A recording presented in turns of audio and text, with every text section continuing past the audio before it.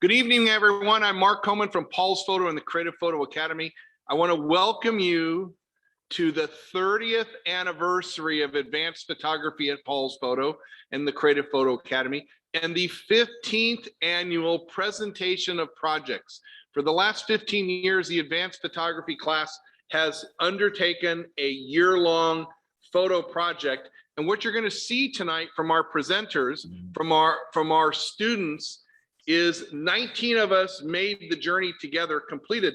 There's 6 others that couldn't quite finish and are not presenting tonight, but the 19 of us worked together to build these amazing presentations that you're going to see tonight. So it's going to be a lot of fun. It's a lot of excitement. It's a year of great work. And I can tell you, it's a journey. And one of the things we do at the Creative Photo Academy is we always relish the journey, not where we get to. And this journey winds and weaves through our photography and emotional experience. You know, remember, we started in January and it was still pretty COVID locked down, and moved our way through and expanded out. It's very exciting to see the work that the students created tonight. It was a lot of work on their part, and I want to applaud every single one of them. Those who started and didn't finish, and those who started and did complete their project. Yeah. And these are all a labor of love. They're all a very, very beautiful, deep, meaningful, powerful gathering of images. And I want you to sit back and enjoy them. If you have questions about the pictures, go ahead and type those into the chat, and we'll get a chance to talk about those at the end of each presentation. So I think I'm going to just start here.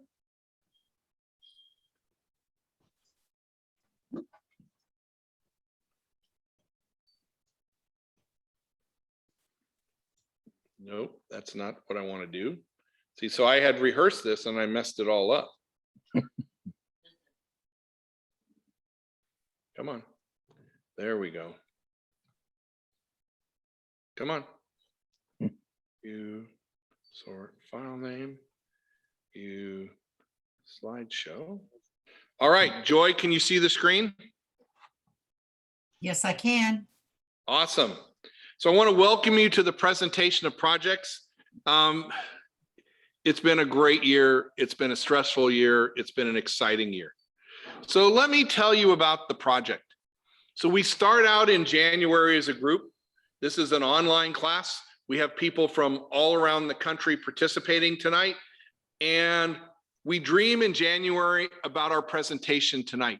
We think about what we want to photograph for a year, what story we want to tell, and how we want to build something that's meaningful and deep and creative and exciting. And we work together to hone those projects, and then to photograph them, to create the images, and finally to edit, to get down to the 12 pictures you're going to see tonight. Many of us had hundreds of images that were great photos, but you don't want to see 100 images. Life magazine doesn't have 100 images. They have 12 images. So that's what we're going to do tonight. We're going to look at 12 photos. It's going to be fun. It's going to be exciting tonight. So I want to introduce to you our panel. So our 2 panelists have been with us before. I consider them both friends and supporters of Paul's Photo and the Creative Photo Academy. So Jill Sanders is the owner of JS Galleries in Redondo Beach. Jill is an amazing landscape photographer. She makes beautiful images. If you ever have a chance down in the Riviera Village on the weekends in the evening, go down there for dinner and stroll into JS Galleries, and you'll see these beautiful metal prints hanging on the wall. And I know that you won't be able to leave without wanting one in your living room. Say hi to everybody, Jill. Hello, everyone. Excited to see all your work and have all the support you have around you. It's such a great thing when you get to celebrate all of your artistic efforts. So I'm really looking forward to it. Awesome. And secondly, we have Eric Misroy, the instructor at Port of Los Angeles High School. And Mizzy has built, in my opinion, the best photo program at any high school in the country, right here in San Pedro. We support him and his kids in what they do. And he really empowers his students to get out there and to make a difference in the world through photography. So Mizzy, welcome. Thanks for having me. Again, I'm honored to be part of the panel with Jill. I'm really excited to see the work and to get this thing going. So, I applaud everybody for getting it done, and let's see what you guys got. All right.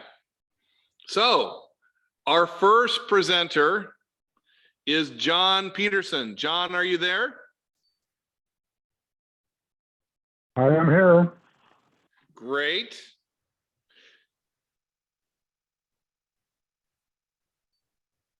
And here are the images of John Peterson.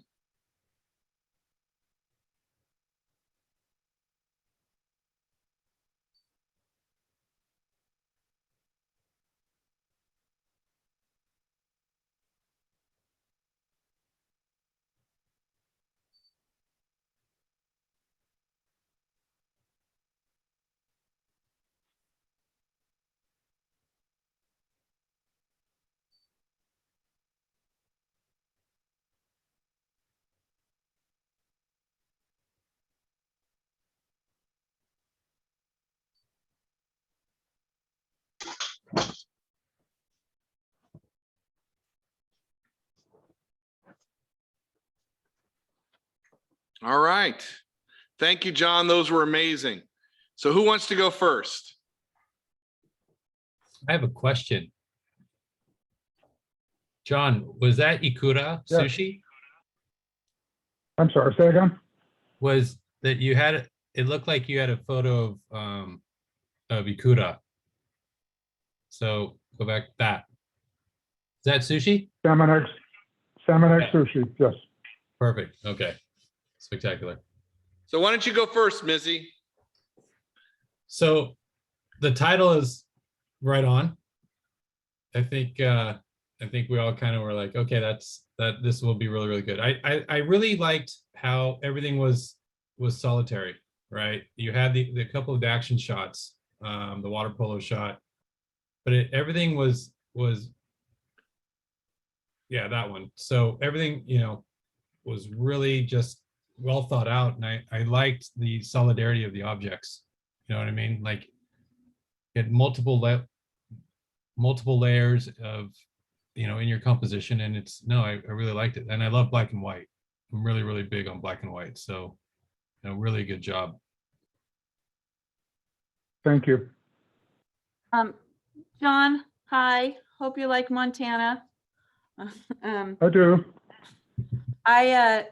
What I like is I really do see exactly the circular form. I'm seeing the shape before I'm even seeing what the object is, and not necessarily because of what you titled it, but it is consistent how it flows in, and you see the ball shape, circular shape the whole time. And even the water polo one, with the depth of field the way it is, I still see the ball. I see that first. I don't even see so much the kid until you let your eye go to it. I do follow right exactly with what you're doing with the shape, and I like it black and white too. I think it's it would kind of distract if you would be like a photo of like high school water polo. This way it keeps with the graphic element that you are saying here. Great. Thank you, Thank you. everyone. Joy, are there any questions? No, not here. Great. Thank you so much, Joy. Thank you, John. Awesome presentation. So just to let you guys know, John has been doing the have you missed a year, John, in presentations? Have you made all 15? 12, I think. 12 Oh, of them, pretty close. yeah. And I always look forward to John's picture. So thank you, John. Awesome. Thank you. It's been a pleasure. Next up, ladies and gentlemen, Tony Spencer. Tony, are you there? I am, yes. Great.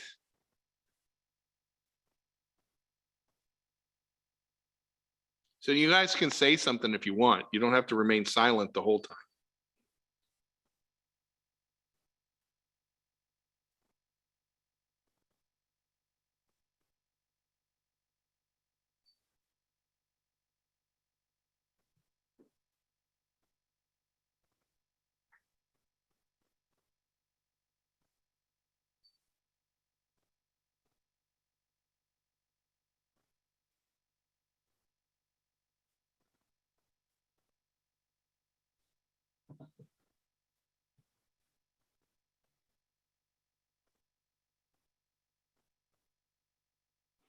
The amazing pictures of Tony Spencer. So Jill, you want to go first? Sure. Hi, Tony. Hi, So I take it you've left us. I And you- did. and you After live my in- whole life in California, I left. That's a big move, but you know, Arizona is a very beautiful spiritual place in its sense. I was just shooting there, so it was great. I love the transitions that you're doing, that you tell like your life, especially the sunset of the beach and the cove, and that you definitely get that sense of feeling at the end of the day of, you know, enjoying where you live, and then how you've created a storyline moving to where you're moving. So it's nice in that like kind of photojournalistic sense. And then you bring it right into exactly what are the joys that you love about Arizona. So I think it's really nice how you bookended that with your transition. I think the only image I'd kind of like to see is perhaps one of you there, like at the end, like solidifying the movement. Thank you very much. Hi, Tony. I was gonna say that was not you, the second to last one, the silhouette, and No, okay. Yeah, that one. Okay. I didn't think it was, but knowing it, I mean, watching the series, it's a great series. But watching the series, I don't know if maybe you thought that might represent you or your family, because now that you're moving to Arizona. But I liked how you started and ended with the same style of photo, just obviously a different geography. Your landscape photos are really, really good, and you know, the directness of every image that was not a landscape, right, or a sunset or a sunrise, was very it had a lot of intent, right? That those specific images of the Indian and the movers, and you know, the bear and the sunlight, you know, those are very specific images with a very specific message of what's happening, right, through the year with you. And I appreciate that. I appreciate, you know, having the direct, you know, kind of the direct message of, and the intent of those images, you know, kind of telling the story, you know, to have the whole series get along. So really, really nice job. I'm sorry Thank you're you in very Arizona. much. I am liking it very much. The move was bittersweet, but I enjoy it here very much. Awesome. Thank you, Tony. Awesome images. Wait, Mark, I have one more question. Yes, Jill. On Tony's, on the picture of the little pink stuffed animal looking out the window. Can you just tell me a little bit about that one? Well, that was my youngest son's bedroom. So it really represents a very emotional part of me, having to leave that house that I lived in for 30 some years. That it has that sense. There's a lot of emotions in this image. Beautiful with the line. I mean, this is just very poetic. And I wasn't sure if it was a sense of sadness of leaving behind because it's in the middle transition, or the first you're like welcoming a baby coming into your life, a grandchild or whatnot, you know, in Arizona, because it's right in the middle. So it's like the fulcrum shot. Which part of the storyline does it fit into? But it's a beautiful image. Well, thank you very much. Yeah, it was the emotional one for me. Yeah. Yeah, that's how I took it. I took it as you were leaving, and this was kind of like the last thing you're going to pick up as you move on. You know what I mean? And you know, that's how I interpreted that image. So, yeah, it's Well, crazy. It how you could, can- it could be either way. She could have walked into a room. It could have been her daughter, like, we're waiting for our grandma to come to move here. Right. And, you know, I don't know. There's so many different ways you can interpret things. That's why I wanted to know. And that's how I took it, guys. It's either goodbye or looking to the future. Both. Or the wonder, right? The wonder Yeah, of what's exactly. happening there, right? Great job, Tony. Any Thank you. questions, Joy? Nope. Thank you so much.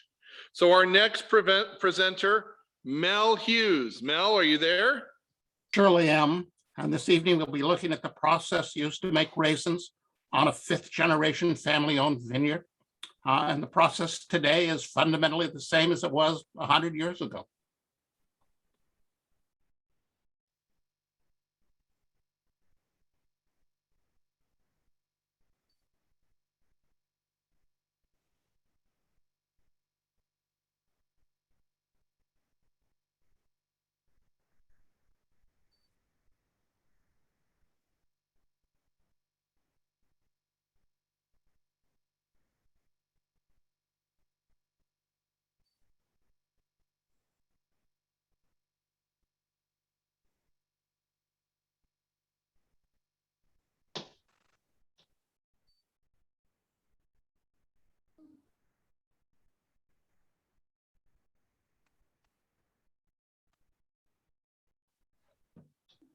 Thank you, Mel. That's a great year's worth of work right there, I'll tell you guys. So thank you.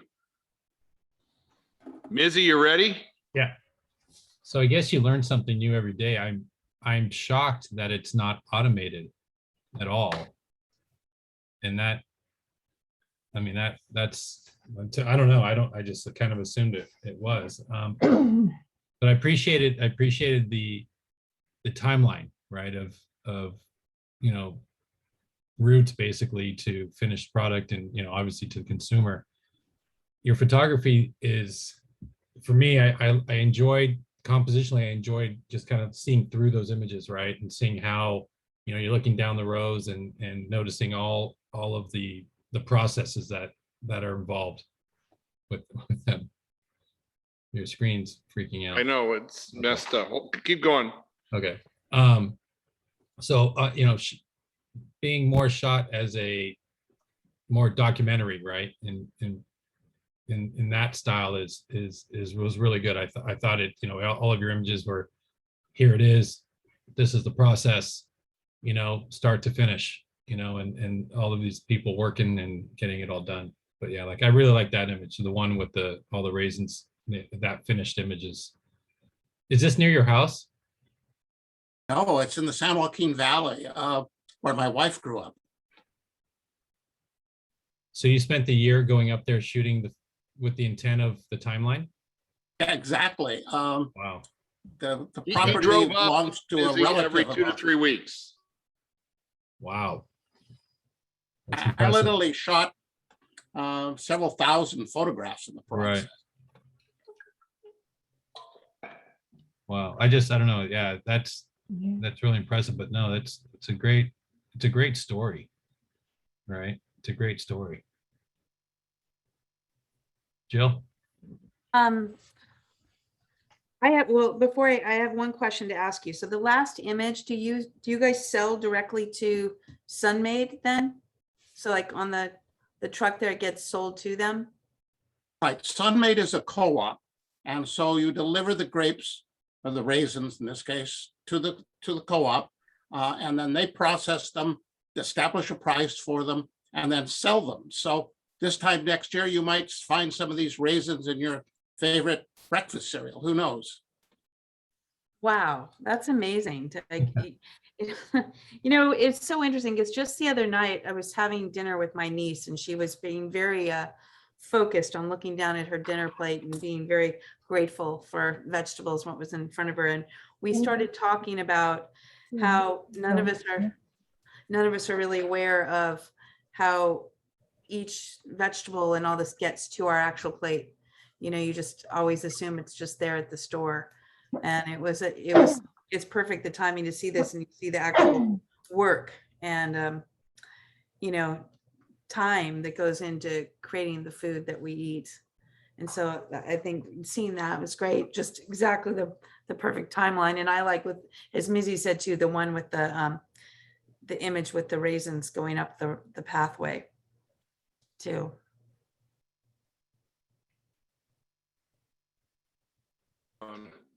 By the way, each one of those, they're called sweat boxes, hold a ton of raisins. Oh, really? Wow. A lot of raisins. I'm just shocked it's not automated. I don't know why I figured it would be, like That's where, the shot. Yeah. yeah. There are new vineyards that are automated, but they have to be planted a little differently. This essentially is been in the family for 100 years or so. Fifth generation's living on it. So, but it's coming under a lot of pressure. There's a lot of, as you notice in some of the photographs, there are houses right across the street. So they're under a lot of pressure. A lot of these vineyards are being lost and replaced by plantings that can be harvested automatically or by machine. And these 80-acre vineyards are rapidly disappearing from the landscape. And then what? What do they do then? Well, they're becoming shopping centers and who knows, No, schools. but I mean, right, but I mean, where do they think that the grapes and raisins will come from, you know, when the land is gone? Well, hopefully, some of there'll still be farms around. And of course, if you look at Chile, geographically, they have the same climates we do here. And so you'll see a lot of produce coming from South America now to competition. Wow. Great series.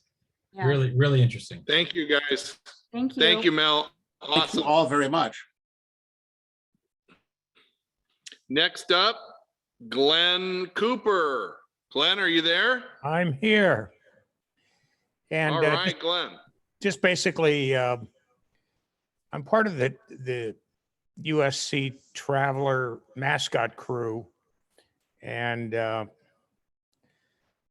Mark and I came up with the idea of traveling with Traveler. And it's just a series of photos showing what he goes through or what they go through. It's two of them.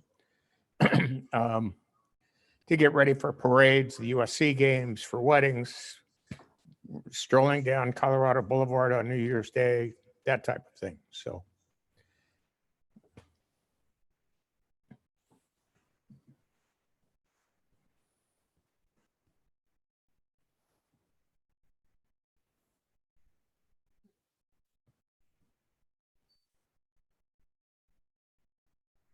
And even he has to go through security at times.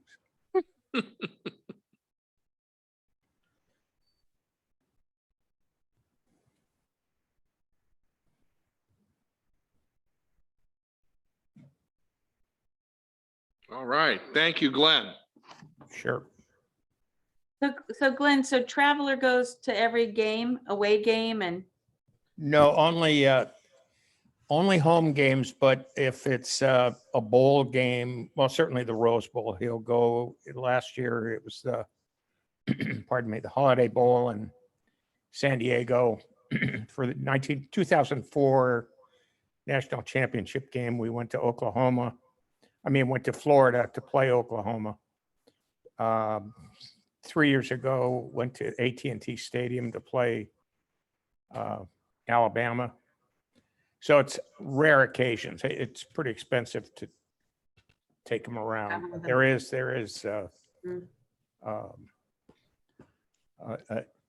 some boosters that take care of him yearly to make sure he travels.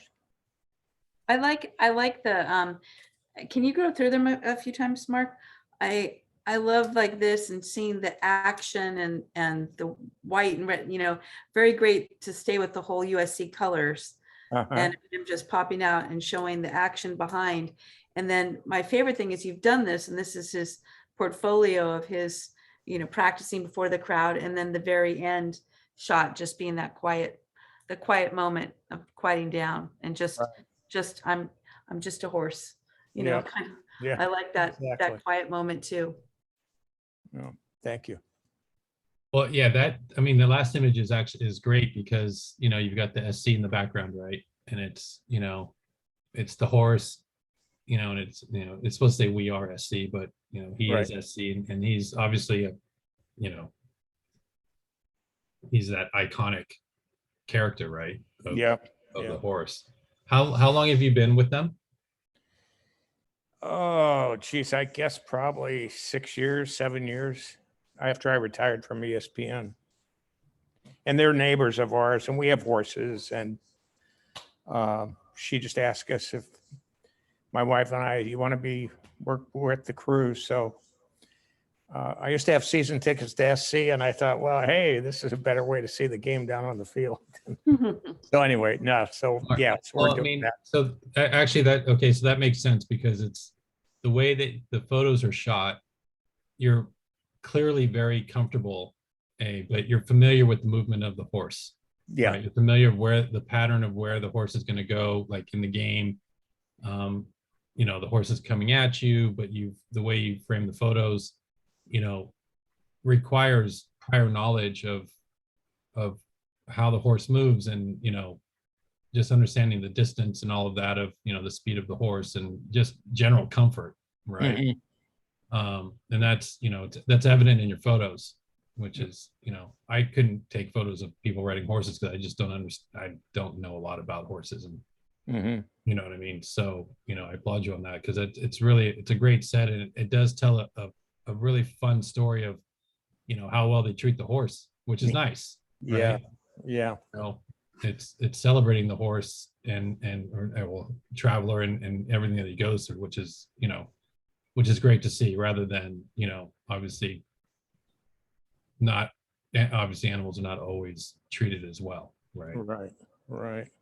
You know, This one we Yeah. thought would be a Awesome little set. cute and put some peanut butter on the football and have him hold it.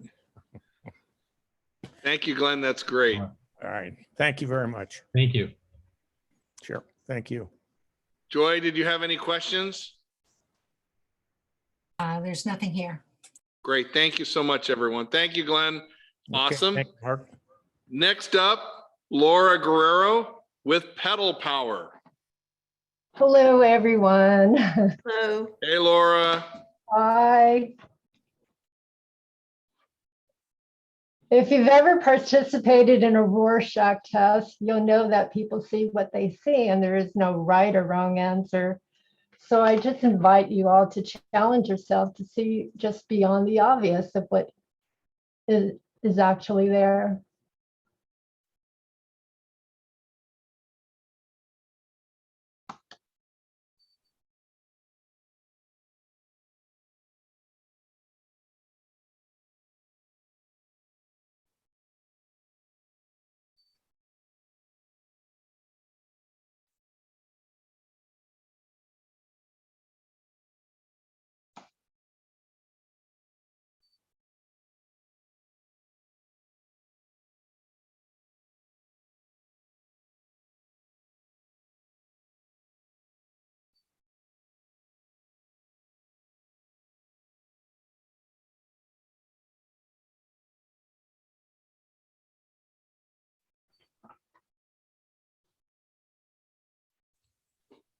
Thank you, Laura. Those were great.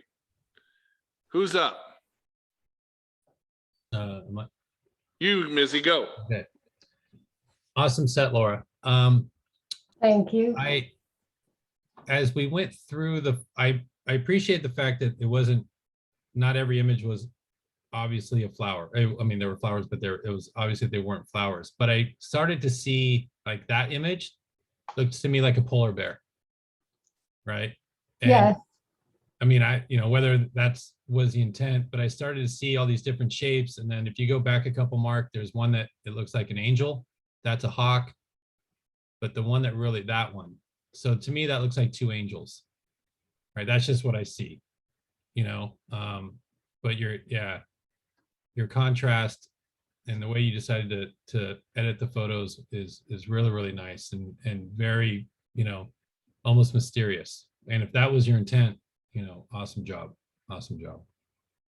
My intent was that you see something other than, and Right. it's odd because all the things that you said you saw, I never saw.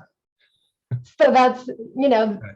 I So feel to me- successful in that manner. No, absolutely. It's like, to me, that's a swan, Yeah, you know, or a bird. I mean, that's what I see, right. you know, but I love your processing. Really, really, really nice. Thank you. I see the swan and the polar bear too, as you see the same thing. Great. But the first few images that you see, Laura, have you ever heard of a woman named Lillian Bassman? No, So she was a teacher of mine years ago, but she was also one of the very first fashion photographers, black and white famous fashion photographers in the 50s. And your work, like here, is just parallel to hers. Exactly. It's amazing. Just very ethereal, beautiful. Like this would be a dress that she would have that would, you know, have that soft blur go off in the distance, always black and white, but yet grand. And you question where the leading line would go, but it, you know, an arm would go off and then this would be the shoulder. This one especially, I see like the chiffon in a full dress in Paris. And fashion in those days, how it was always just so glamorous, you know, yet true to fine art. Beautiful. Yeah, beautiful work. Yeah. thank you so much. Thank you, Laura. Thank Worth the effort, huh? Yes, thank you. You're welcome. Ladies and gentlemen, next up, Donna O'Kane and Backyard Birds of Harbor Bay Isle. Donna, are you here? I am. Good evening, everyone. Thanks for coming. I just wanted to say that when I took on this project, I was a little concerned on whether I could shoot birds flying. But as I persevered, I not only gained new photography skills, but the project allowed me to better appreciate and connect with all of the significant amount of wildlife that's just literally right outside my back door.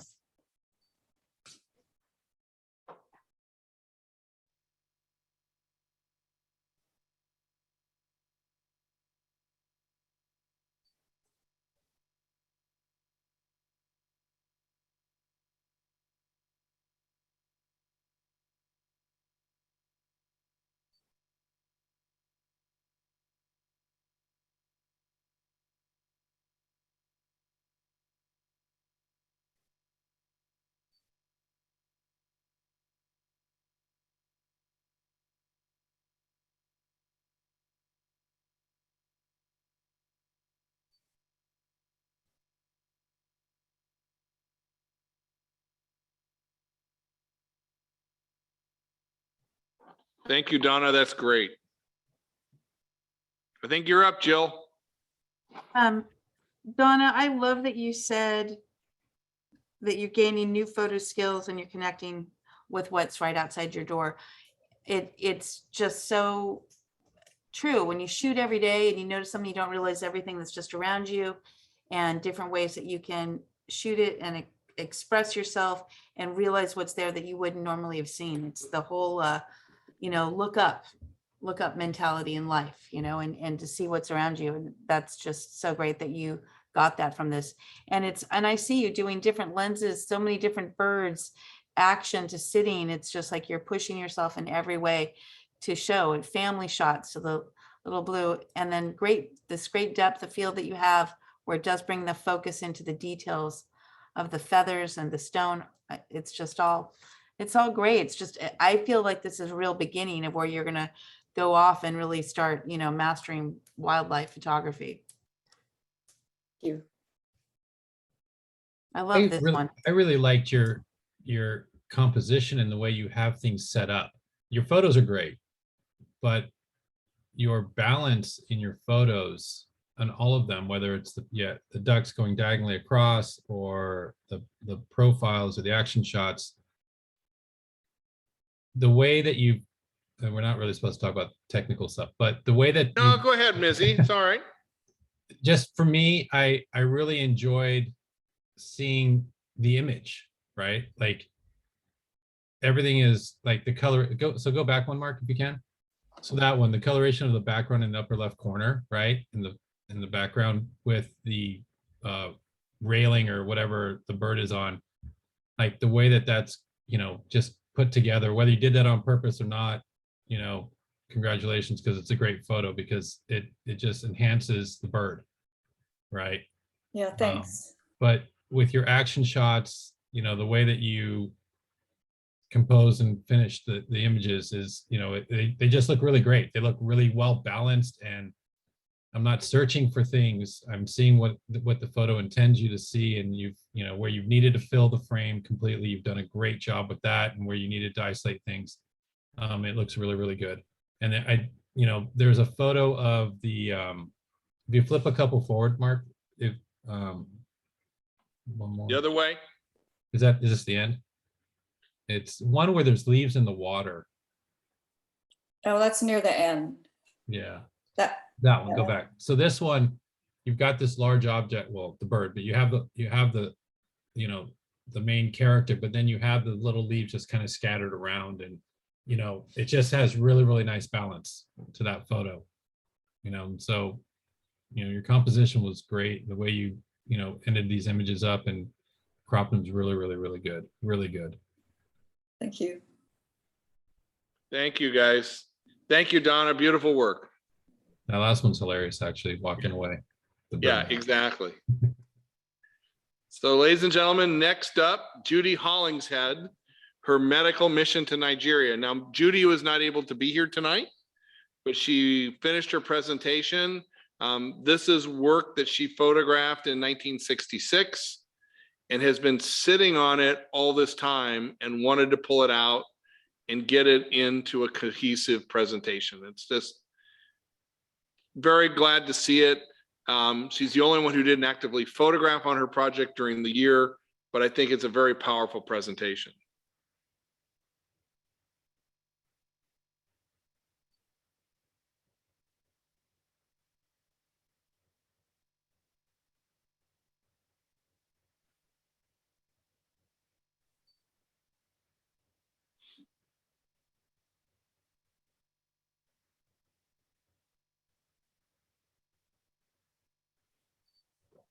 So Mizzy, you're up.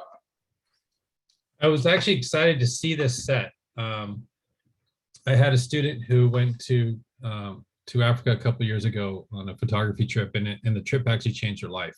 And she went there to take photos of the culture, the people. And so, these photos are, just super pure, right? Just unstaged. This is what it is. It's very raw. It's very direct. And however she processed it, I don't know if she processed a lot of them as far as in post, but they're just really, really, really strong. And all of them have such a story behind them. It's kind of crazy, just a ton of happiness, in many of the photos, right? And it's like that. So that particular photo, my student took a photo of houses that look like almost identical to that, right? So if you're out in the countryside, this is how it looks today. Right. When we go in July, and you guys are all welcome to join us, this is exactly what it looks like when you're out in the countryside. Yeah, and it's just, for me, on a personal level, it's very interesting to see, because the only true photos I've seen from Africa are from my student, right? I've never gone, and so in the way she shot them was a lot of villagers and how they really live, right? So to see it back in time is, to me, is super interesting. So really great set. I agree. Seeing it back in time, it's quite the honor to go back in this picture. I mean, his outfit. What year was this? In the 60s? 1966. 1960. So here's Judy today, right? And there she was in 1966. Wow. Yeah. And yeah, I think the one word you said too, Mizzy, that I just love seeing is, I just see such happiness. These smiles are so real. That's this image in particular, I just kept staring at, like, they're just such happy kids, you know, and you'd have some kids here that could be like, well, where are the shoes? Where's the iPhone? What are they doing there? And they're just so happy just being family, friends, and this is a great endearing look at just this little kid. Who are you? So there's so much that's being said, and it's just like, I'm just having fun, taking a bath. Yep. It's great storytelling. I want to see more. Yeah. Oh, she has hundreds, guys. Hundreds. Love to see more. Yeah. Great. Beautiful one. Portrait. Beautiful. Thank you, Judy. Great work. So ladies and gentlemen, Al Freux and Life in the Harbor. Al, are you there? I am here, and thank you all for coming tonight, and thank Mark for his leadership.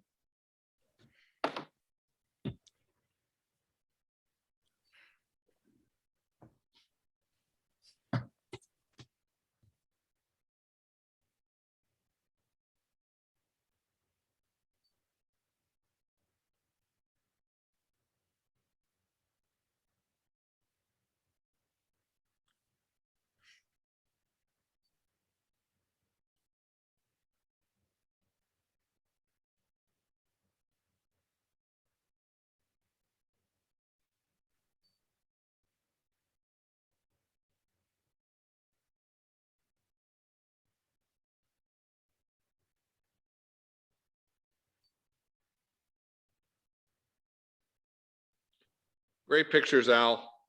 And Jill, you're up.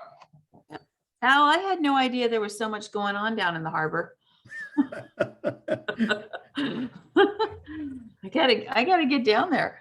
It's great. You know, it's great because you have such a wide variety of people and ages, from kids to seniors to 20 something. And yeah, it's great to see the kayaks to the sailboats to the sabots yeah, it's got the energy, the summer rush. So it's a really nice, what's the word, expose on it. The lifeguard. Yeah. I like that one too. Yeah, well, that was an emergency. The siren was going and the blue lights were flashing and Oh, really? yeah. Kind of fun. My favorite photo is actually the one where it looks like the person is like the boat is tipping over. It's like that one. Go back, that one, because that's me. That's like me in a boat. Like You're getting wet, Mizzy. She's not tipping over. She's just tacking. She just has to put her. No, she's almost lost it. Oh, did she?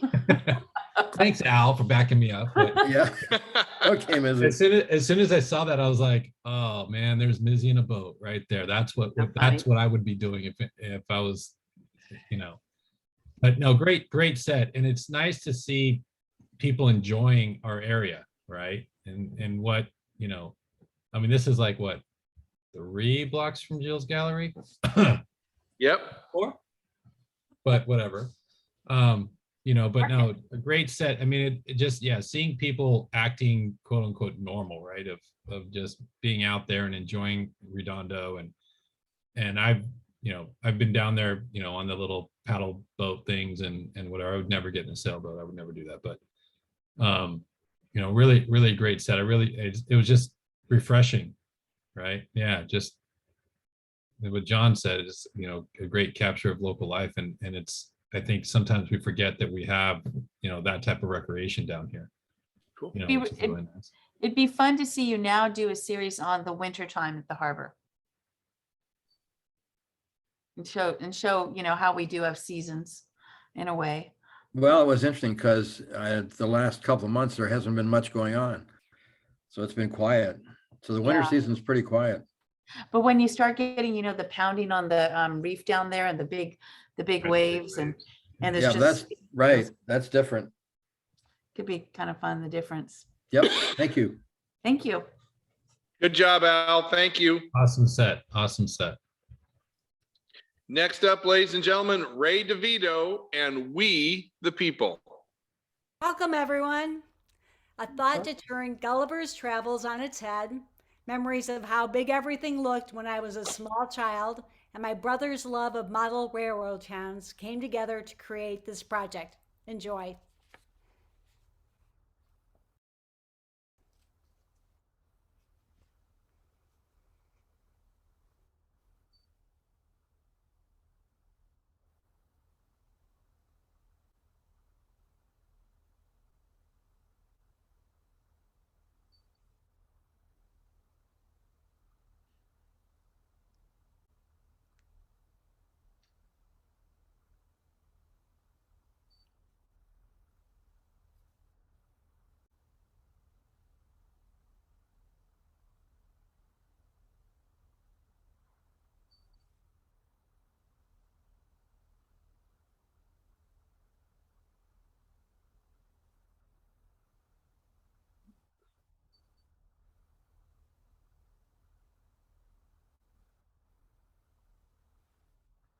So what do you think? You're up, Mizzy. A couple of photos in it, to me, it became a game of like finding the people, right? Yeah. And seeing what they were doing. And I loved how you just put it together with, you know, like, well, that one with the moon and, you know, what the people were doing in conjunction with the food and, you know, that being the famous construction picture from, you know, the 40s or whatever it was. But the creativity is outstanding. Really, really, really, really cool. And I might steal this idea. I'm not even gonna lie. I might steal this idea for my class.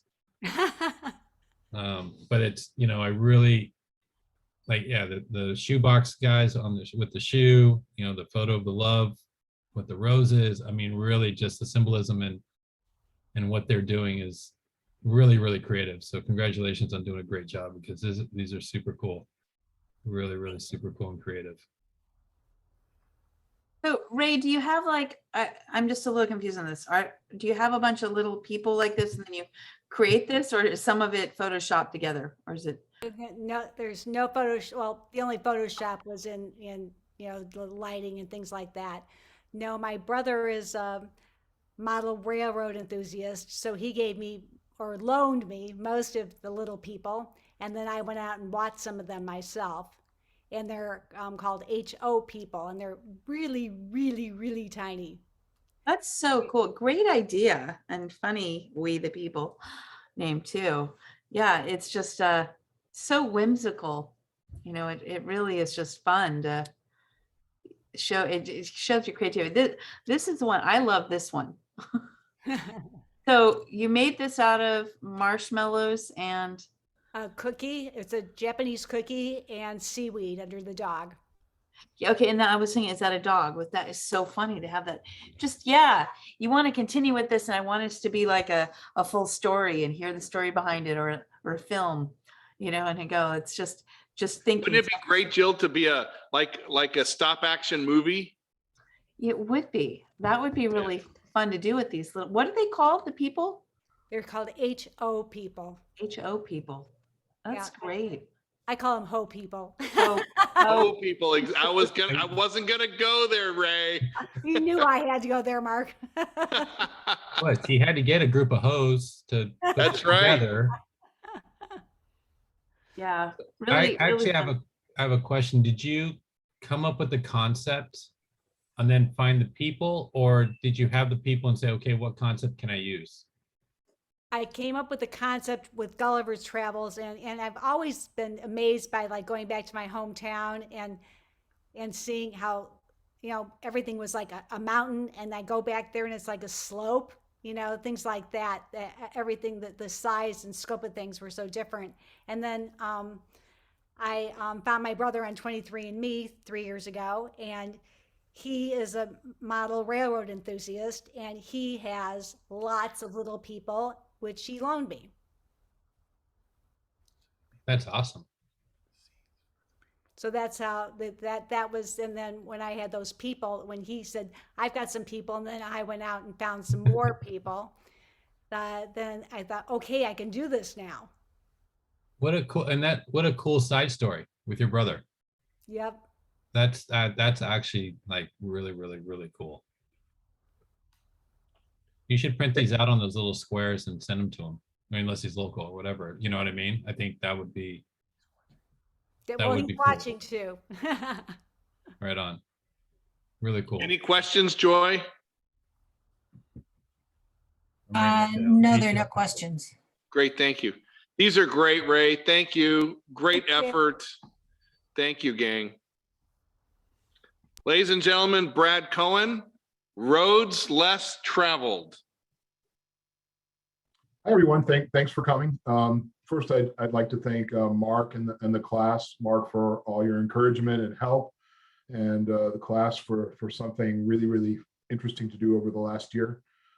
This series is kind of inspired by my dad throwing us in the car and always taking the long way. Even if we were just going from the west side to the valley, he would take Beverly Glen or Sepulveda and avoid the freeways. And I just kind of stuck with me. So I started trying to take the long way and look at roads that have been bypassed. And that's what this study is, roads that have long since been bypassed by freeways and boulevards.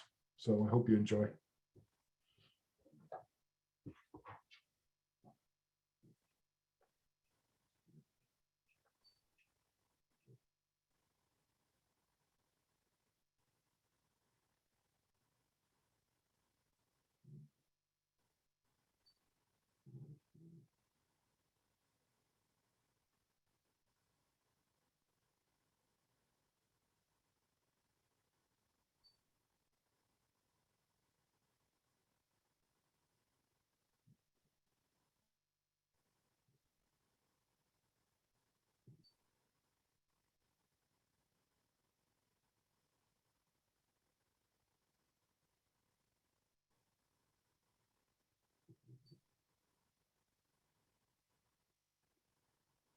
Very cool, Brad.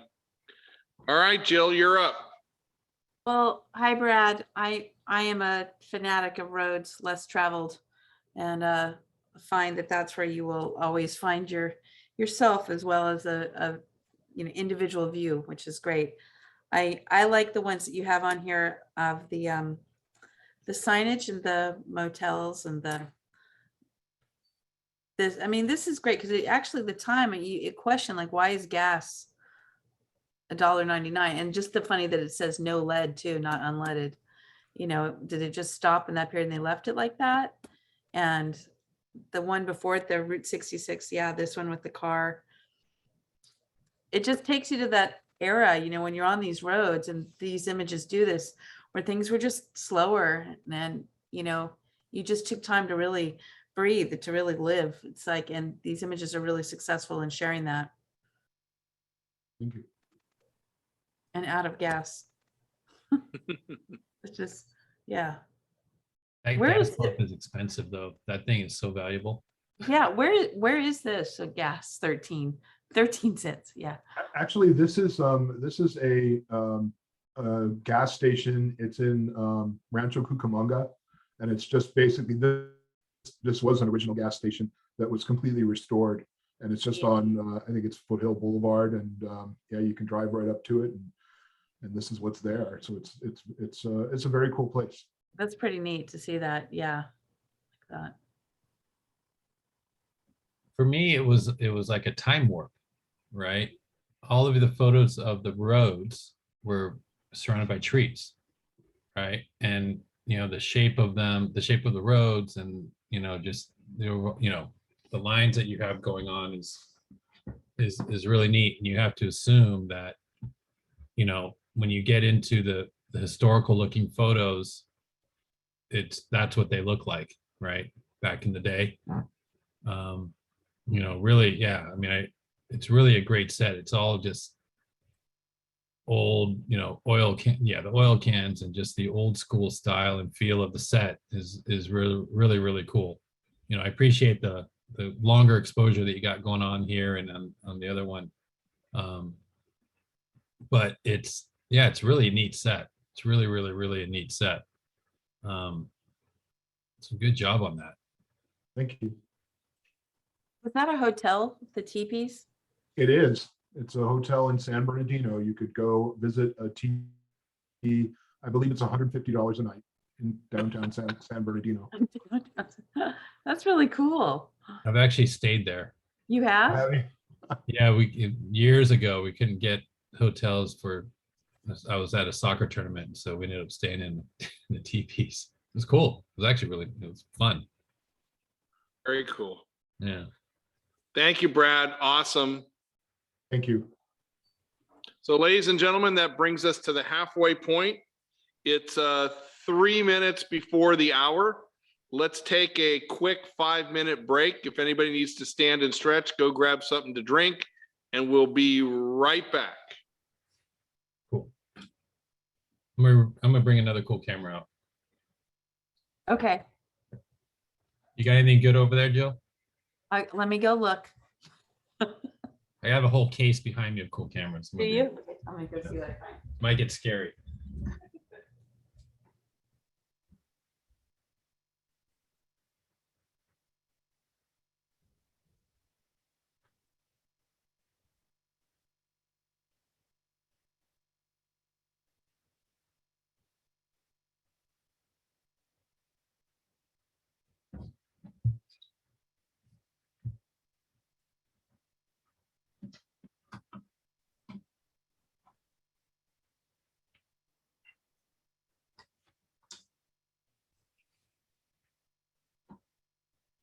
All right, Mizzy, I brought you 3 things. I'll wait for Jill to get back. What do you got? All right. I gotta wait for Jill. Jill's going. All right, are we doing 3? All right, hold on. Let me get 3. I got 3. All right. I'm gonna go exotic. Oh, you are? I gotta go exotic, man. All right.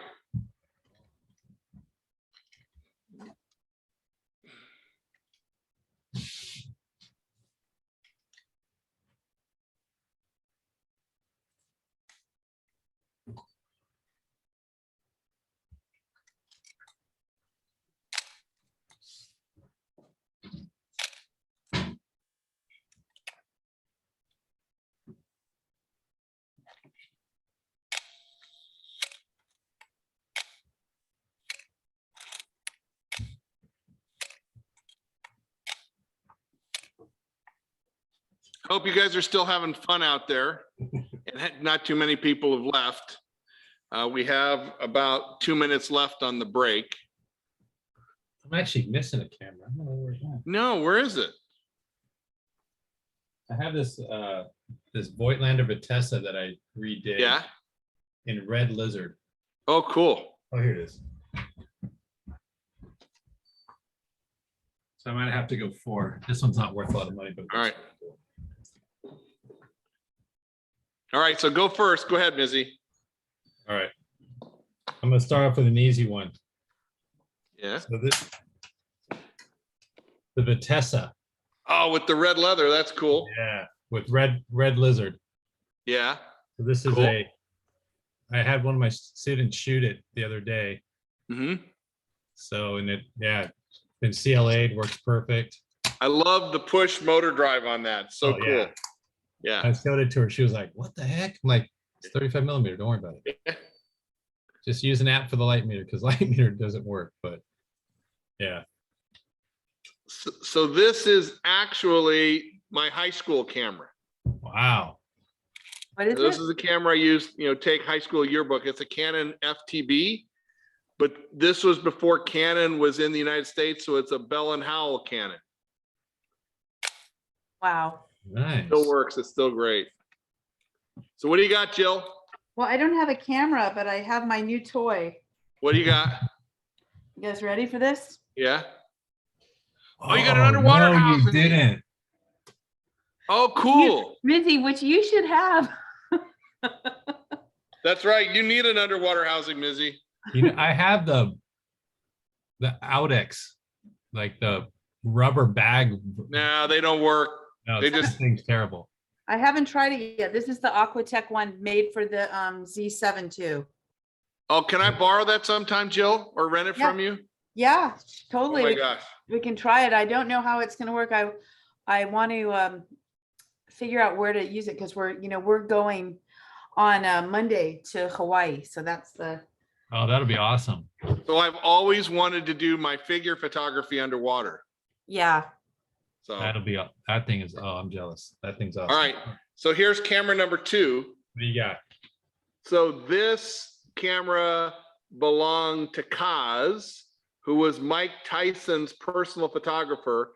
And this is the camera that took the picture of Mike Tyson biting the guy's ear off. No, it is not. Really? It is. Holyfield will really enjoy that. It is. I mean, it's the real camera. It's a Nikon F3P. So with the MD3 motor drive on it. Yeah. That's so cool. Yep. Nice. Yep. All right. All right, Mizzy, go. Hold on. Let me take it off the stand. What do you got? The Oh, Leica monochrome 246 Andy Summers edition. One of 50. Wow, cool. This is actually number I can't read it. 20. Cool. Super rare. All right. that's so cool. Okay, we're all gonna become camera geeks. Is that a full like dry dust cabinet behind you there for your gear? Mine? Yeah. No, it's a 100 and some odd old cabinet that I took from my grandmother's house in Japan when we had to sell the house. And I had it shipped over. Really? Yeah. Cool. Yeah. It's I have to keep, this sounds really bad. I have to keep cups of water in it because the difference in climate is it's starting to separate because it's That's in interesting. Japan, it's a little more humid than here in LA. So what do you got, Jill? Do you have anything else, Jill? No, I just have the cameras. I have a Diana, but I don't have anything as exciting as you guys do. All right. What do you got? So this is a picture of Neil Leifer, one of the photographers who shot the first 50 Super Bowls. Hmm. He's a friend of mine. And if you notice this lens, this is when he was a young kid photographing for Sports Illustrated magazine. I have the lens. No way. Wow. Wow. Yeah. Is that Look at cool that. or what? What millimeter lens is that? Yeah. It's a 500 millimeter f9 manual focus. It weighs 18 pounds, Have you shot with it? No, No, it's gonna suck. It's gonna suck big, Jill. I mean, it's just gonna be bad, but But it'd be yeah, still that was the fun thing. to try a couple shots with Yeah, it. I know I should. I should. Nice. All right, are we ready? Yeah. You have another one, Mizzy, or? I got, yeah. Okay, last this one. This one's Or kind of two. rare. Oh, wow. A Leica 1A, but it's Like, yeah, I'm a big Leica guy. But Cool. this one I bought in England, and it's got this. He said it was factory, but it's certainly not factory. But it's got this Burmese skin on it, which is super Wow. cool. Since I'm a Cool. reptile guy, I had, cool. That's so I fuck cool. with black Leicas with reptile skin. So it works. Shoots great. I had it CLA'd last year. Cool. So yeah, it's my go-to pocket camera, Cool. Can you shoot with it? right? Yeah. Yeah, no, I shot it last week. Cool. Awesome. So you can see, gang, we have a lot of fun with photography. We're all great friends here, and it's so amazing to gather. I just want to speak to a little bit about the projects you've seen. So you've seen some photo essays, some collections, some galleries of images. And so everyone is welcome to come to the project class and build your project. What is your story? What do you want to tell? What do you want to share? What inspires you? And it's what we do. And as the gang said, it's a lot of work, and we work together. It's a collaborative effort. So we're just about ready to take signups for the advanced project class next year, as well as the other classes in the advanced, intermediate, and photo bootcamp series, as well as the trips and adventures. We've got a lot of exciting stuff coming, and we just want you to participate. So if you have any questions about any of that stuff, write it into the chat. Joy is perfectly qualified to answer those questions. And if there's anything she needs me to address, I'll be glad to. Are you guys ready to go? Any questions, Joy? No, there was one that came in, the HO people were Yes, 187, 1/87th proportion. correct. Yeah. So they're like this big. They're like the size, smaller than a dime. It's amazing. Yeah. All right. So ladies and gentlemen, I am up next. Why does it keep doing that? Sorry.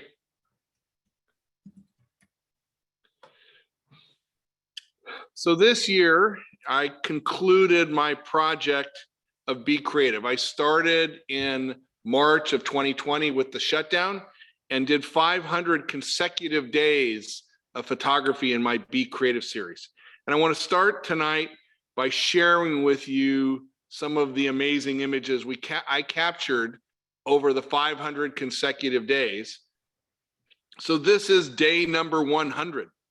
If you can remember back to our first COVID eating out meals and all the things I saw as I explored both around the house and the limited out and about we could do with the camera. And it was a great project for me. And I know a lot of you told me how much it inspired you to get out and photograph and keep the sanity. And that's why I did it. And that's why I dedicated 500 days of photography in what I saw around in the backyard here at Paul's Photo, some crazy events we performed, some special shoots I arranged. This was day 400, by the way. Actually, no, this was day 365. No, this was day 365. This was day 400. And this was day 500 in Uganda, where I concluded the 500 days. And Mizzy, you're up. All right. Awesome set, always. I appreciate everything that you've done with pushing creativity out through the academy, right? And it was important to me on a professional level because I was trying to do something very similar I was teaching photography through Zoom. which was very spectacularly great. I can't wait for the next pandemic, let me just tell you. So I did steal some of your ideas for sure, because I had students that were stuck at home with no cameras, and I taught photography from a phone. They're Yeah. using their phones basically. So thank you for that, honestly. But your photos are spectacular. They're really, really good. And I love the fact that when I see them, I'm thinking, where were these shot? Right? Where were I mean, this is obvious, but the close-ups, the macro shots, where were they shot? How was it set up? We're not supposed to talk about technical stuff, but how did you light it up and all of that? So, really, really a nice, clean, fun set of photos that represent all different types of photography. Thank you, Mizzy. Really cool. Thanks. I feel honored too to have one of the days I've been out there with you in the Mesquite Dunes of Death Valley during your everyday creative day. And it was something to look forward to, honestly, during the pandemic, because I think we all became friends and whatnot in our inner circle in our towns. We all became pretty darn close during those times. And it was like you were part of my day.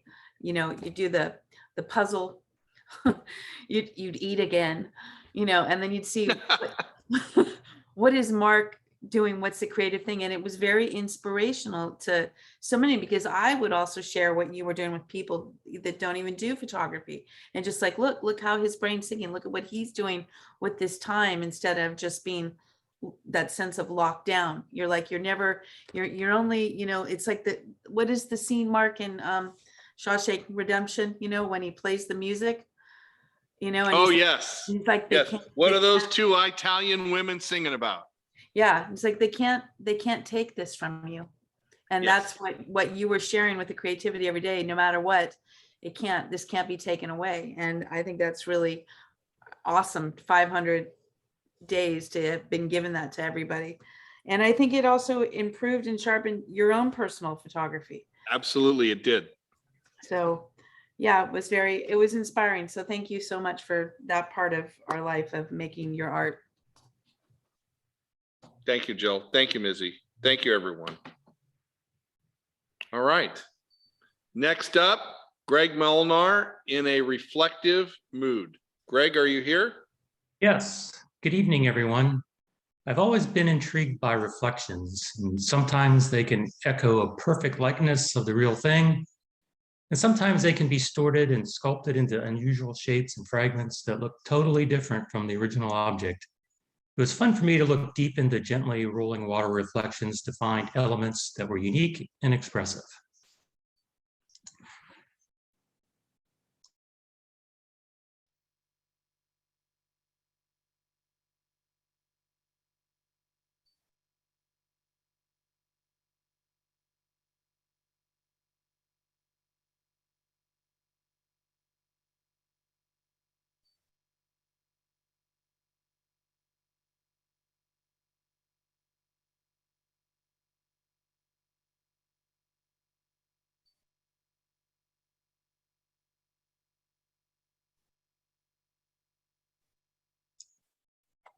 All right, Mizzy, you're up. No, excuse me, Jill is up. Sorry. Okay. Hi, Greg. Hi, Jill. Yeah. Okay. I have two questions for you. These are great. And it reminds me of a question like, people will ask me at times too, and they'll be like, well, is that there? Is that always there? Or how did you make that happen? How did you do this? And it's kind of cool to share with people the sense of it is there always. I just see it. And, people aren't going to see what you're sharing here. So it's really nice to create these abstract art forms, but give it to them as something that honestly exists along their path. So I think that's sort of a neat thing. And then I wanted to ask you about the Jackson comment, because like when you're creating this, a lot of his was a lot of inner turmoil, emotional and stuff like that. Like I love this one, just great. Did that come out? Like, do you have that sense like it's what you're deciding to share? And when you look through all your images, certain things represent an emotion that you're that you're expressing? I tried to find the things to me that were sort of the most unique out of all of them, and there were certainly a lot of them, and I found these to be sort of the most expressive out of all of them. Well, they definitely are expressive. They're just great in these patterns, and I love that this is what you're seeing again, and it makes me think, it makes me want to go out, and that's such a great thing. People do that. I want to go out and see what you've done here. Like, God, I just need to look more. And this one just is such a cool, like, we're back in the 60s again, this like 60s cool fabric, psychedelic. It's awesome. Thanks. Greg, awesome job. I had a question. Did you set up the reflections themselves, or were you going to places where you knew that you could get some cool things depending on the lighting and the time of day, etc.? Almost all of these were taken at the Venice canals. And Okay. so they were not set up. I went and looked, I would wander around and look for things. I would look for colors and shapes. And so, yeah, almost all of them were from the Venice Canal area. Awesome. Okay. Because because the way I'm looking at them, and these are really, really, really cool. I can just see these printed really huge and up on a wall where people just stare at them and get lost in the pattern and start seeing other things, and just really just getting lost in them. But I was the way I was viewing them was, okay, what created that, right? Like, was it a boat? Was it, was he setting up things and throwing lights around and so on and so forth to create these patterns? And the fact that you found them in the wild per se is even more impressive. I mean, it's really, really great set. But yeah, I just like looking at them, just, you know what I mean, and just get immersed and lost in the pattern and the color. And if that was your intent, then really, really, really great job, because these are really, really cool. Yeah, they're all natural, and the last photo, as an example, is of a flag. Oh, wow. Very cool. I thought it was the Peterson Museum. Yeah. Again, when you said the Pollock thing and going back into emotional thing, it'd be an interesting thing to have an image, like if this was in a book, right, of just the actual viewpoint of where you're standing, and showing how whenever you get closer and look deeper into any subject, that there's so much more going on. Yeah, on a few of these, I tried to take a picture of what the actual thing was, right, and then what the reflection was and how it turned out. Very cool. Yeah, really, Very cool. really cool. Thank you, Greg. Awesome. Ladies and gentlemen, up next, Eileen Bowie, City of the Dead. Oh, Lord. Hi, everyone. Thanks to Mark and the class. It's so inspiring.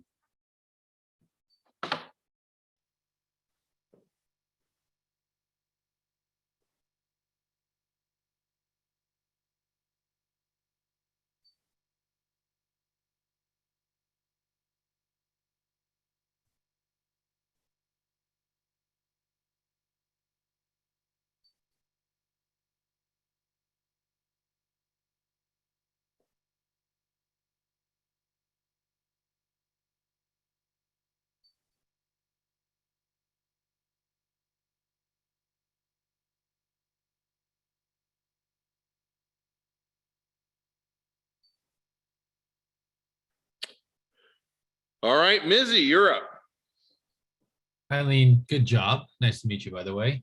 Awesome Thanks. set. I loved the color. The colors are like just so moody and so gritty, and I just, really, I mean, I love the color. I was wondering if you were ever going to go black and white, but I'm really glad you didn't. I think that the sky and just kind of the way that things, that you have kind of that muted color is really appropriate. That's actually probably my favorite photo, the one with the tree. I don't know. That's a creepy looking tree, I'm gonna be honest. Yeah. That is severely creepy. But I mean, it going on a tour of a, you know, of a graveyard, and an old school graveyard is what you've done for me. And I really enjoyed the trip. I thought it was great. But that's a creepy looking tree. Like that thing might be grabbing my feet tonight from under the bed. But but your color tones and how you process these to give them almost that film look is really nice. Really nice. A really great set. Thank you. Eileen, this isn't local, right? It actually is. So I'm curious because I would think in like a winter town, right, that the grass would be like this, but I'm a little confused why the tree and the grass and the people are all dead. You know, why? It's the grass is what's interesting. It brings out that whole thing. It's like it's all sort of forgotten. You know, the people, cemeteries, they're green. Yeah, this particular cemetery is called Evergreen. Oddly No, enough. it is not. It's really. Yeah, but it is kind of. It's still a working cemetery, but it's not as in well repair as some of the other ones. Yeah, it's just interesting. And even that with that, if that is the go back one, Mark, with the that's meant to be on the top, right? Like a symbol on the top. It's just, it goes along so well with like the series you're doing of it's just everything. The grass is being forgotten. This is still a structure part of it now, but it's toppled over.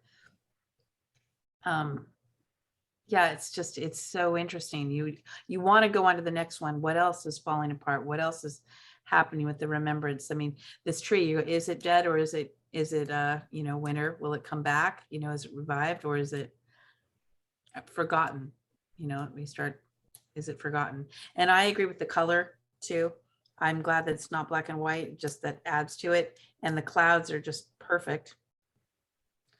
And this one. I'm not walking down that.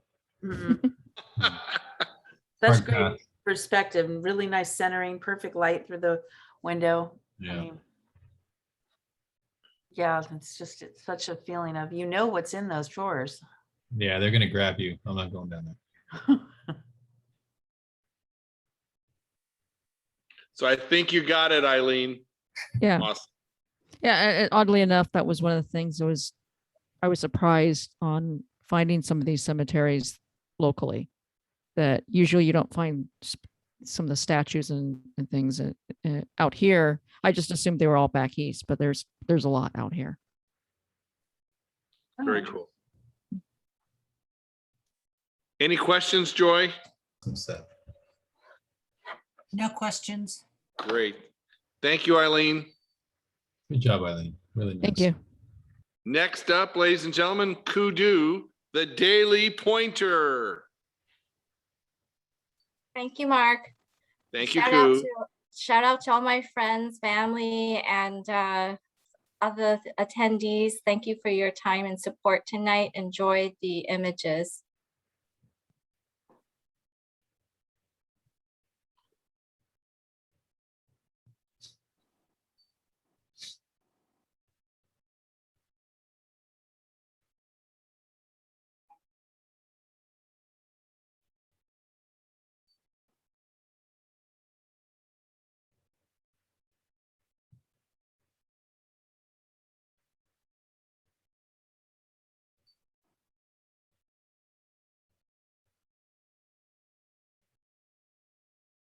Oh.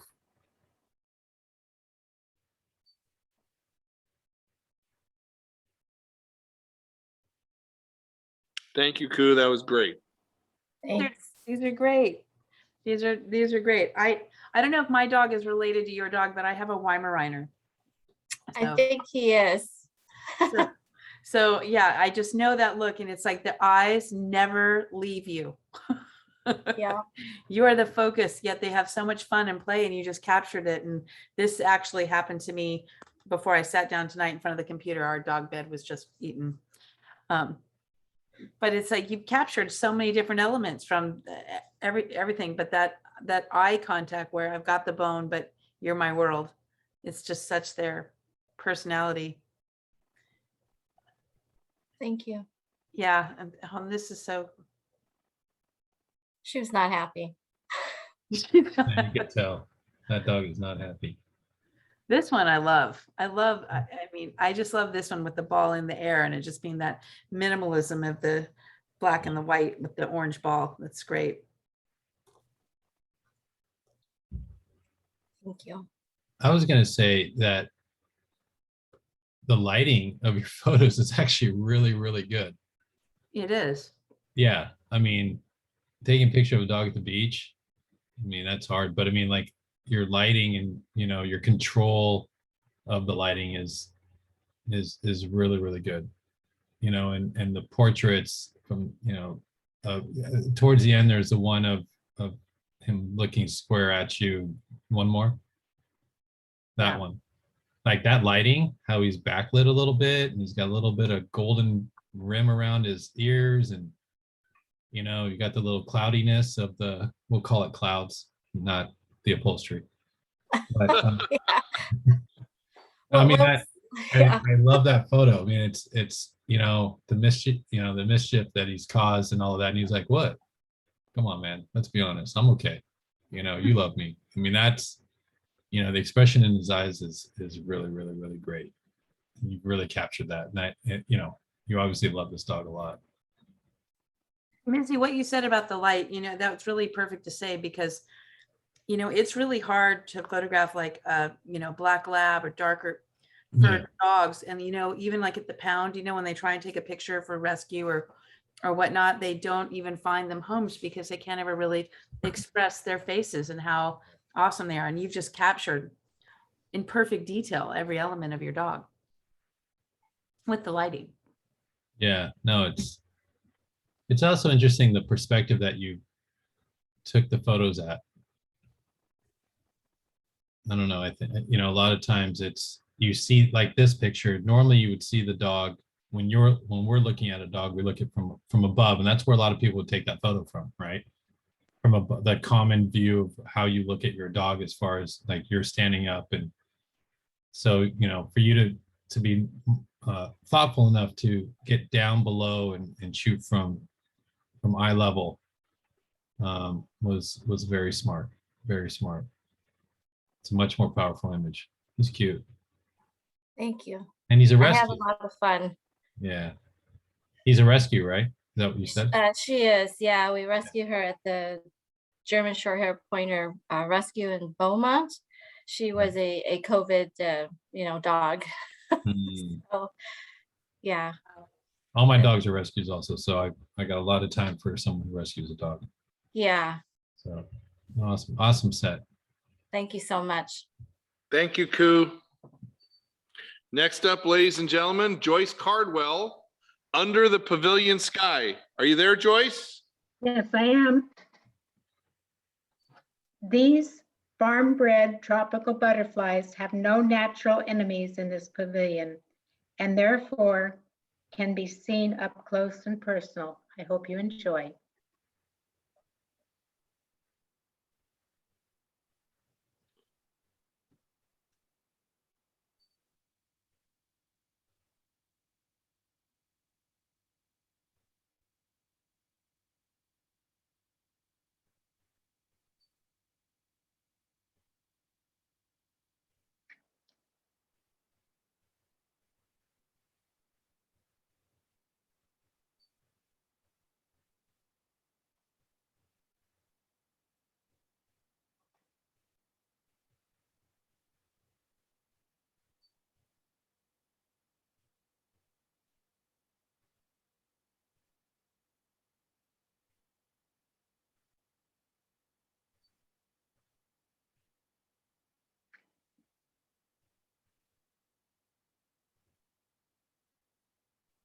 Thank you, Joyce. Those were beautiful. Thank you. Mizzy, you're up. Hi, Miss Cardwell. How are you? I'm fine, you remember? I can't call you Joyce. That would be weird. Yes, you can call me Joyce. Okay. Me and Miss Cardwell used to work together back in the day at North High, way back in the day. Awesome set. I appreciated you not pushing the vibrance and saturations way high, and you actually kept the colors very natural. For me, a lot of people tend to, because you have so much to work with, they just want to keep pushing it and pushing it. And I really love the colors and how they were very pure. So for me, the shapes, the time it took to, I can't even imagine how long it would take to get some of these photos, because we're actually doing macro photography right now in my class, and they're just shooting flowers. And when you're outside and there's just a little bit of movement, it's just a disaster. So I applaud the amount of patience and time and thousands of shots that you had to have probably taken to get this set to be where it's at. So, really, really good job. Yeah, so these are like amazing. I love the color. I love the just the way that you kind of put them together, and you kept them in, you cropped them in nice and tight and framed them nice and tight. I got that close, actually. Yeah, no, that's what I mean. I just think it's, an enormous amount of patience to get some of these photos is really, really great. Yeah, the one that's back that you have, one more. That one is my favorite to me. I really like that one. Just the way you fill the frame and the colors and the balance of the color, and his big old giant eyeballs. Really, really cool. Thank you. Really, really nice. Awesome job. Pretty crazy. You see these this close and you have no idea what they look like when they're flying around. It's amazing. I like this one too, Bess, and I love how the wing just reminds me, Joyce, like a painting. It looks like it's a brush stroke and soft and just beautiful, even though it's all the clarity of the eyes. And I just love that, where it becomes this painterly effect. Thank you. And all of them too. I love the shallow depth of field that does this. It creates that softness where it brings you in to these little characters. Where is this? South Coast Botanical Gardens. It's not now. It was April through July, I think. And they have that thing out there? They now have monarchs in the pavilion. Very cool. And they're going to continue with butterflies 2 or 3 times a year. Really? Yes, it's fantastic. This one too. I love this orange. Yeah, this is a great image. They're all great, Joyce. Thank you. Yeah. Thank you. She's one of the ones who had literally hundreds of images. And how do you pick the 12, right? So, and many people have that problem. How do you pick the good one? So thank you, Joyce. Awesome. Thank you, Ms. Cardwell. Ladies and gentlemen, up next, Sharon Wood and Nature's Intrigue. Hi, everyone. Thanks for coming. My project was inspired by my mini trips to South Coast Botanic Gardens this year. And as I looked at the plants and the flowers, I became fascinated with the patterns and intricacies I found. I hope you enjoy it.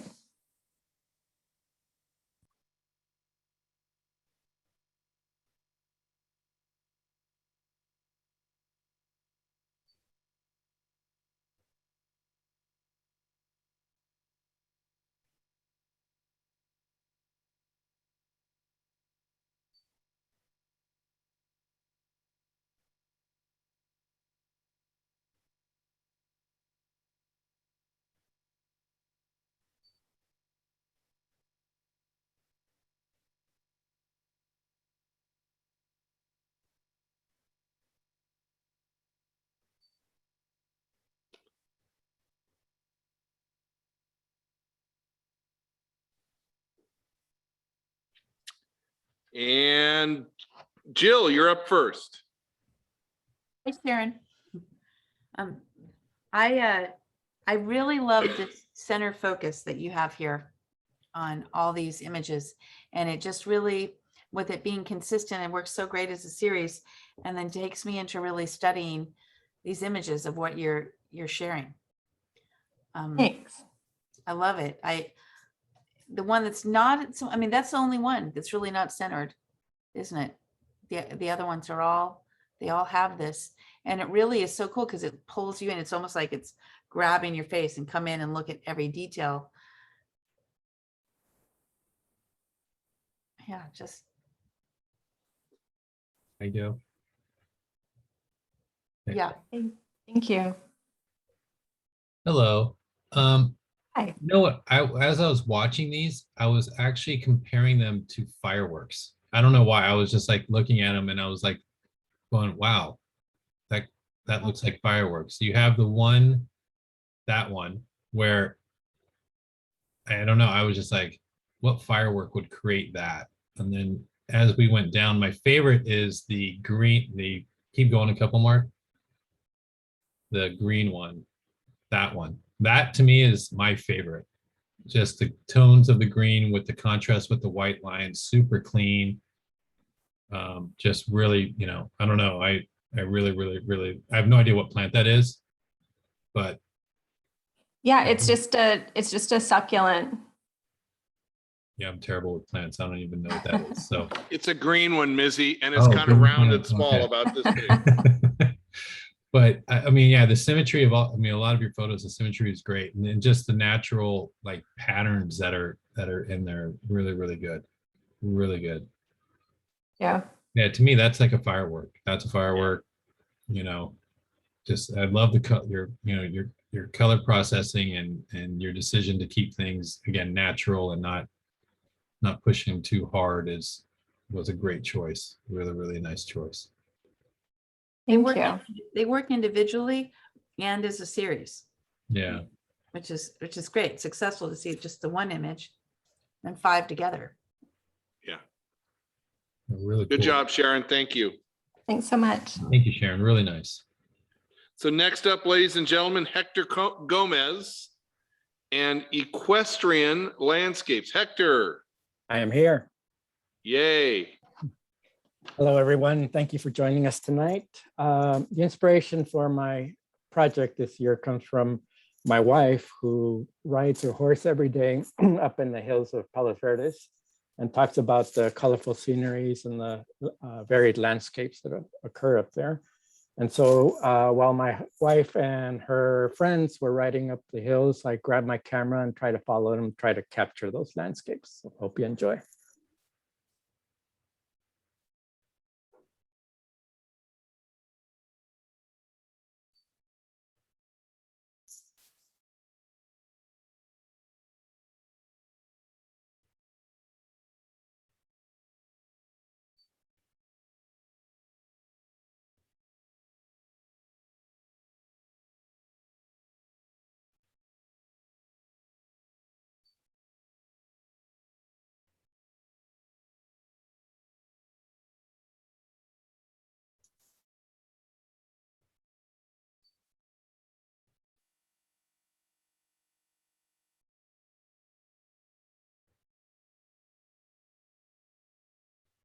Beautiful, Hector.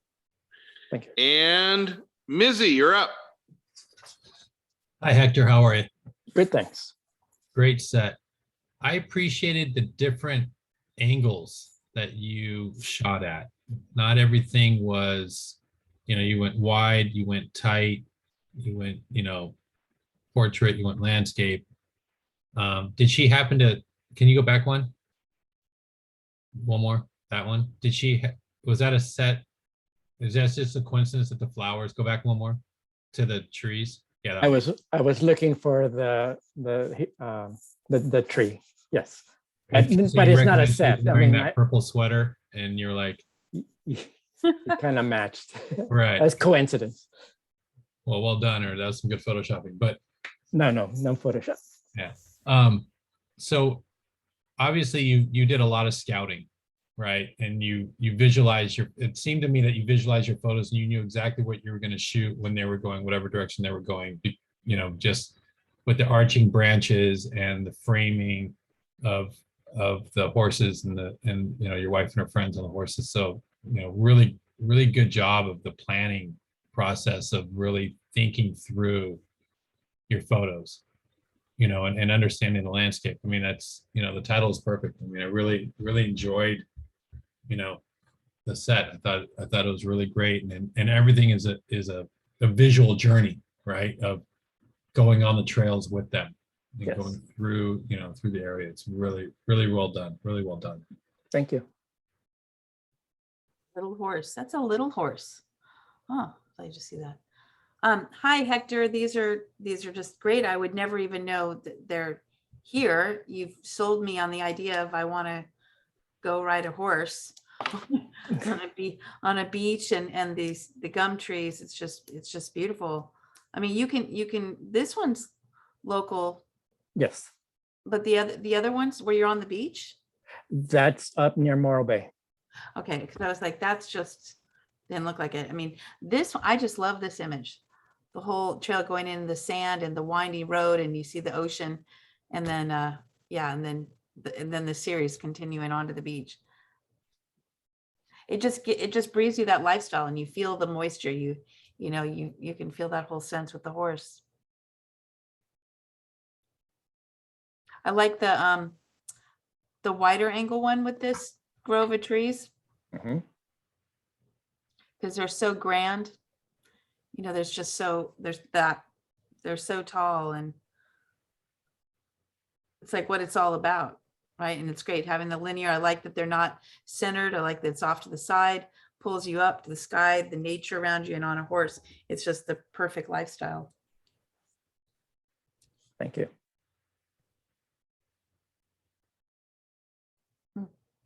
Good job, Hector. Thank you. Thank you. I appreciate the feedback. Next up, ladies and gentlemen, the penultimate presenter, Gina Harper and Roughage. Thank you, Mark. My photography experience has primarily been in travel or street shooting. So because of the uncertainty of when we were going to be able to get back in public, I tried to select a topic that would keep me close to home. So I love cooking, and I started studying more about the history of abstract art. I rented a macro lens from Paul's Photo. I tried to see if I could create some of my own abstract art from items that I found in my kitchen. So the following is a peek into the raw, classic beauty of Mother Nature.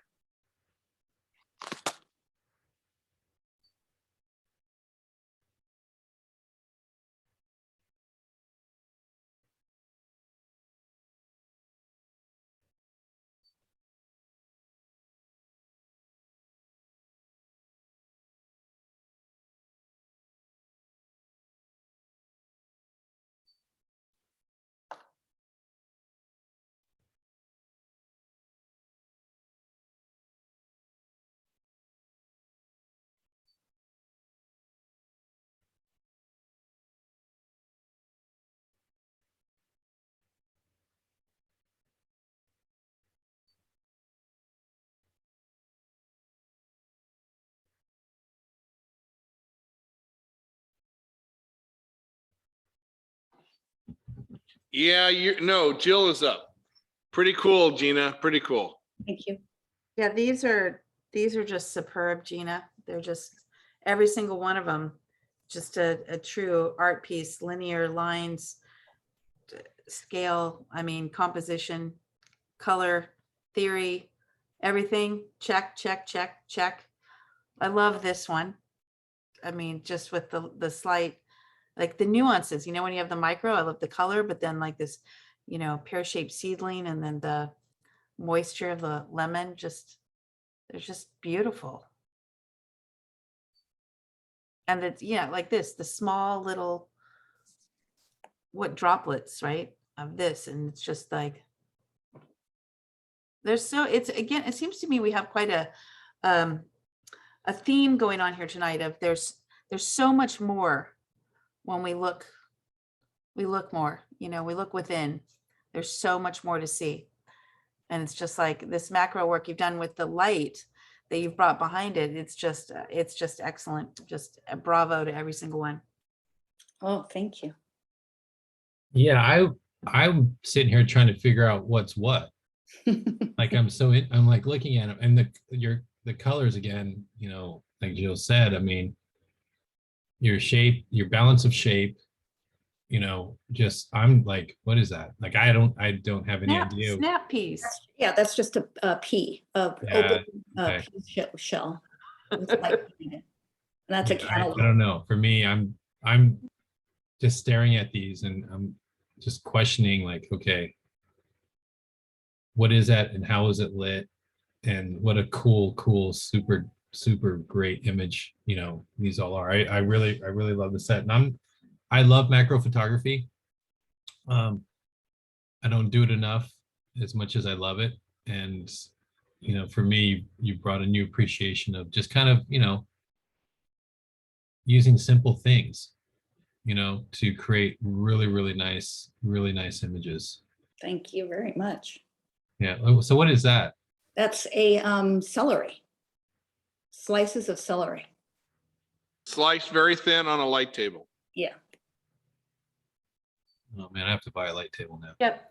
It's really cool. You've done like, you know, the like on the show Project Runway, you know, where it's like you have to, okay, you're given sticks of celery and you have to make it look like it's a modern art painting going up at the net, and you win. Thank you.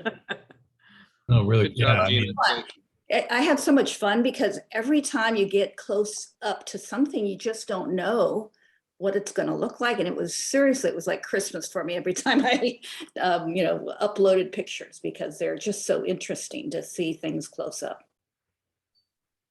Great. Thank you, Gina. Thank you.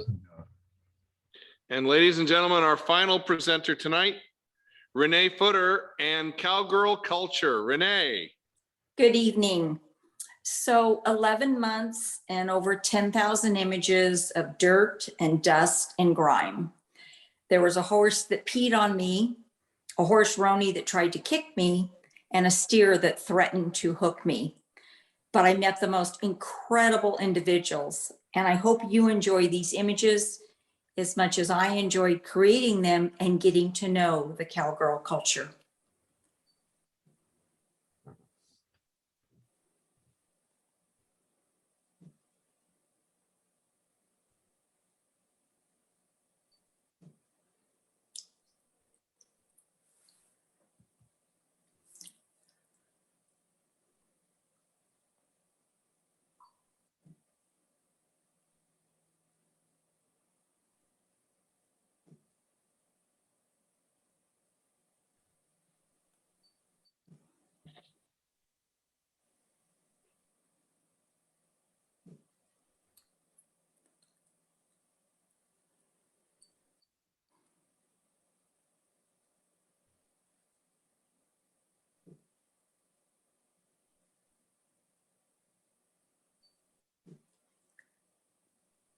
Mizzy, you get to kick this one off. Hi, Renee. Thank you for the set. Really cool. At the beginning, I enjoyed if you go back, how it was gentle, intense, gentle, intense, gentle, and intense. And so I don't know if you did that on purpose, but you've got like that's an intense photo, obviously, gentle photo, intense photo. The one after this one, gentle photo, like really beautiful, intense photo, right? So for me, it was a little bit of a ride. I'm like, okay, what's next? Oh, okay, now she's gonna mess with my head and give me something like super intense again, right? And I love that about the set, because it's, you know, you show the different sides of kind of what it's all about, right? And I mean, that's like extremely intense. And that you think is gentle, but when you actually look at it, it's intense, right? That horse is not super happy. And then, you know, again, it's care. I mean, it's really a nice set of photos. And I really like the difference of emotion within the photos and the order of which you put them in, whether you did that on purpose or not. For me, it was great. It added interest, right? For me, it was like, okay, what's next? Oh, that's really cool. Oh, wow, that's crazy. I mean, you know, so for me, you know, on an emotional level, it was really cool. And it made me think of my sister, who has horses, and and I was able once to take photos of my daughters with with my sister and all of that, and it was it was kind of cool. But I really enjoyed your set, and I really liked the intent of your photos and what they intend to actually show. And to me, Thank those you. messages are very, very, very clear. So awesome job. Really, really nice. Thank you. Hi, Renee. Hi. I think what's really cool is the title of your piece, which says so much of it being the culture, because there definitely is a whole lifestyle that goes with the cowgirl. And like the last picture two before this one, Mark, when she's riding the horse towards you. This one right here, like when you're showing like the style of how these girls dress and stuff, right? It's all jeans and kind of old t-shirts, but the ornate decor and stuff goes on like look about the bridle and around the horse. Like that is where there's anything put, the quote unquote femininity, right, is for their horse. And they have their life is just, it's everything about them. And then they make them up as that's what they're presenting, which, I found a little bit, my daughter did this for a year and it wasn't her thing, but it was interesting learning about her friends that she met and the culture of you have a horse, your whole life is take care of them, ride them, and it was really interesting to learn. And you've got such a good job of capturing this, even like the mom in the background, watching what you're doing and okay, you're doing this, and you can just kind of pick their life and see it's just very a real earnest, life of this is what their focus is on. Thank you. Beautiful pictures, Renee. Great story. Thank you. Well, ladies and gentlemen. You as well, actually. That's a really cool photo. Thank you. That camera's dope. You're all about the camera, Missy. So those are our presentations tonight. We want to thank all of you for attending. I will share the recording of tonight's presentation with you so you can watch it again. You can share it with family and friends. And it's just an honor to be with you all for the year. It's an honor to share this passion in photography and the creativity that we build. For those of you who are watching that are intimidated, don't be. The pictures didn't start out like this. It's a year of effort together as a team, as a family, to build the images. And it just was so cool tonight. So thank you all. So Jill, Mizzy, do you have any final comments?